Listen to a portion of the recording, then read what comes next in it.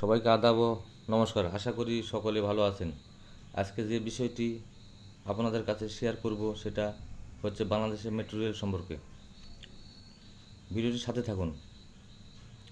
Dhaka metro rail হলো বাংলাদেশের রাজধানী ঢাকার একটি দ্রুতগামী গণপরিবহন ব্যবস্থা। মেট্রো রেলের নিয়ন্ত্রণ সংস্থা Dhaka mass transit company limited.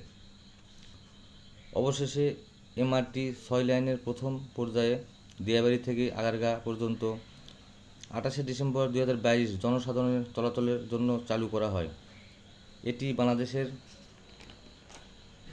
সর্বপ্রথম মেট্রো রেল যা 29 ডিসেম্বর 2022 সালে জনসাধারণের জন্য খুলে দেওয়া হয়। মেট্রো রেল ভ্রমণের সর্বনিম্ন ভাড়া 20 টাকা, উত্তরা থেকে মতিঝিল পর্যন্ত ভ্রমণের সর্বোচ্চ 100 টাকা। ভিডিওটি ভালো লাগলে লাইক, কমেন্ট এবং আমাদের ইউটিউব চ্যানেলটি সাবস্ক্রাইব করে দিবেন। ধন্যবাদ।